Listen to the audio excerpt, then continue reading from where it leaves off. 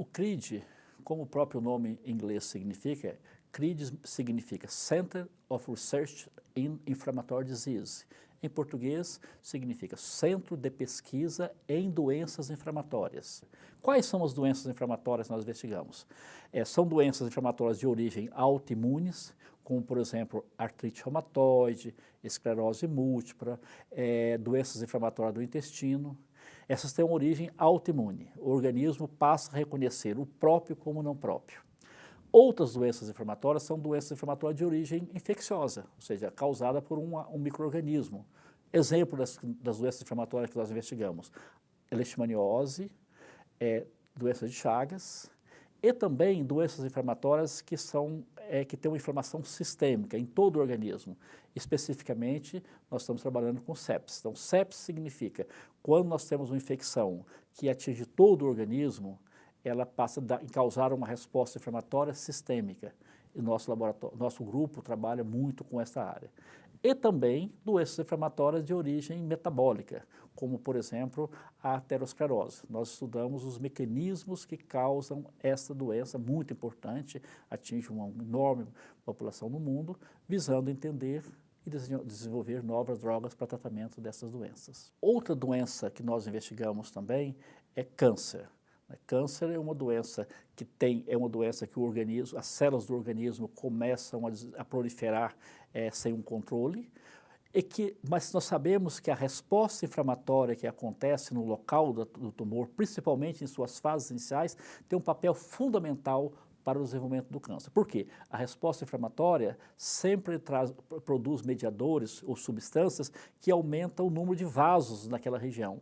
E o tumor precisa de novos vasos para receber o oxigênio, receber os nutrientes da circulação para que esse tumor cresça. Então, entender a resposta inflamatória dos diversos tipos de câncer certamente permitirá o desenvolvimento de drogas que interferem com essa resposta e irá servir a longo prazo para tratamento do câncer. O nosso objetivo é integrar pesquisadores que trabalham nas diferentes áreas do conhecimento na área biomédica, como farmacologistas, fisiologistas, patologistas, imunologistas, junto com clínicos, junto também com químicos que desenham moléculas que possam vir a ser um medicamento um dia, também com químicos de síntese, que podem sintetizar as moléculas desenhadas pelos químicos de síntese, todas essas pessoas trabalhando com o objetivo de entender os mecanismos envolvidos nas doenças inflamatórias, entender os mecanismos, quais são mecanismos chaves dessas doenças, porque encontrando esses mecanismos chaves, nós podemos desenhar substâncias, os químicos medicinais sintetizam moléculas que interferem com esses alvos importantes, que podem ser uma via de sinalização, uma enzima, por exemplo, um receptor. Essas moléculas sintetizadas, desenhadas, são sintetizadas pelos químicos de síntese. E depois essas moléculas voltam para os laboratórios experimentais e elas são testadas se, de fato, elas estão interferindo com esses alvos em tubos de ensaio, né? Nós chamamos de experimentos in vitro. Se funciona, nós passamos a testar em modelos experimentais em vivo, normalmente em modelos em animais, experimentação, né? Obviamente, todos seguindo os princípios éticos de uso dos animais de experimentação. Funcionando nos modelos experimentais, nós fazemos provas de conceito. Colhemos a amostra dos pacientes que têm as doenças que nós estamos investigando, e aí nós analisamos se essas moléculas interferem com as células obtidas dos pacientes. Nada no paciente, tudo no tubo de ensaio. Isso tudo visando que a longo prazo nós consigamos desenvolver novos medicamentos para as doenças inflamatórias. Parece simples, nós vamos encontrar um alvo farmacológico, desenhar uma droga, desenhar uma substância, testamos e fazemos um medicamento. Na prática não é isso que acontece, ou seja, para cada mais de 1000 moléculas, uma poderá vir a ser uma substância que estará nas prateleiras das farmácias. Ou seja, o desenho é este, mas na prática, porque fazer o medicamento, não basta aquela substância reconhecer aquele alvo que nós estamos estudando. Ela tem que ser uma substância que funciona in vitro, depois ela funciona em vivo, tem uma vida no organismo que permite ser tratada, ser usada como medicamento. Por quê? Você tem que dar uma droga agora, a outra tem que, a próxima dose tem que ser no mínimo 4, 5 horas. E além disso, essa substância não pode causar efeitos tóxicos no organismo. Ou seja, obviamente, todo medicamento tem um efeito colateral, mas ele tem que ser compatível com o uso. Todas essas doenças que nós estamos falando, que são as doenças inflamatórias, são doenças crônicas. Então, o paciente, quando começa a tomar o medicamento, a perspectiva é que ele toma por uma grande parte da sua vida. Então, o medicamento não pode ter efeitos colaterais que inviabilize o seu uso nos pacientes. Ou seja, é um árduo e longo caminho e que exige um investimento de longo prazo. Quando nós encontramos um alvo importante em uma doença inflamatória, nós procuramos analisar se este alvo ele também é importante em outras doenças inflamatórias. Vou dar um exemplo.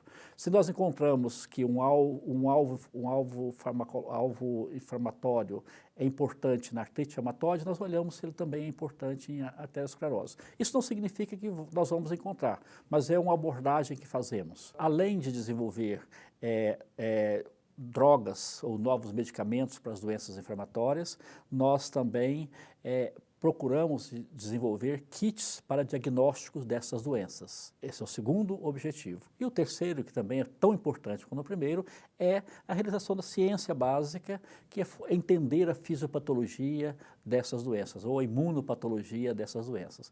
E ainda tem um quarto objetivo, que é formar recursos humanos, né? Nós temos um forte envolvimento nos cursos de pós-graduação em diferentes áreas, da farmacologia, de fisiopatologia, da imunologia, da clínica médica, da química medicinal, né? Isso é um aspecto também muito importante no CRIDS. Nós estamos formando pessoas que têm uma formação em pesquisa translacional, né? Que vai da área básica, analisando tanto os aspectos básicos como os aspectos clínicos das doenças e também sempre com um viés de desenvolvimento de novos medicamentos, né? É uma nova área do conhecimento na área biomédica. Este projeto da FAPESP, que nós damos o nome de CEPID, é um projeto muito importante do ponto de vista de desenvolvimento científico, porque esse projeto é financiado por 11 anos. Isso permite que nós possamos, do ponto de vista científico, planejar os experimentos pensando não só em curto prazo, mas em longo prazo. Historicamente, o nosso grupo não foi organizado em função do edital da FAPESP, né? O nosso grupo em Ribeirão Preto, ele vem trabalhando em menor quantidade há muito tempo. Iniciou quando a Faculdade de Medicina de Ribeirão Preto foi criada há 65 anos atrás. Durante a criação, um dos principais professores que foi alocado em Ribeirão Preto para coordenar o Departamento de Farmacologia foi o professor Maurício Rocha Silva, né? Certamente um dos maiores cientistas do Brasil na área biomédica. E ele começou a trabalhar com bradicinina, ele foi o descobridor da bradicinina, uma importante molécula, uma importante substância no organismo que tem um papel importante nos mecanismos de controle da pressão arterial, um importante papel na resposta inflamatória, né? Isso foi descoberto pelo professor Maurício Rocha Silva. Depois, o professor Sérgio Henrique Ferreira, que foi o meu orientador, ele descobriu uma molécula que, a partir do veneno da jararaca, que interferia com a vida média ou a vida desse mediador na corrente sanguínea. E isso transformou-se numa classe de medicamentos que vende bilhões de dólares no ano, que são os inibidores da enzima conversora. O primeiro deles foi o captopril, o nome comercial é Capotem, apenas para que a população tenha conhecimento com essas moléculas. Então, o professor Sérgio Ferreira, além de trabalhar com o descobrimento dessa molécula, ele também passou a trabalhar com dor. E dor é um dos principais sinais do processo inflamatório. E nós começamos a trabalhar com ele, investigando os mecanismos de lesão que acontecem durante os processos inflamatórios.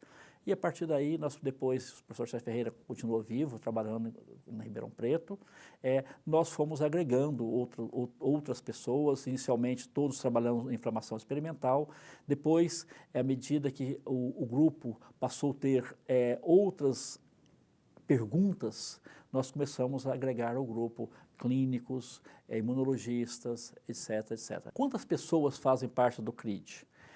Esse é um processo dinâmico. né? Nós começamos com um grupo de umas 20 ou 30 pessoas, mas os pós-graduandos e pós-doutorandos que participam vão modificando ao longo do tempo. E, além disso, quando nós precisamos de um profissional especializado, nós procuramos atraí-lo para o CRID. Então, ou seja, é um grupo não muito grande, mas é um grupo que tem um número significativo de especialistas e que vão sendo modificados à medida que o projeto requisita novos profissionais.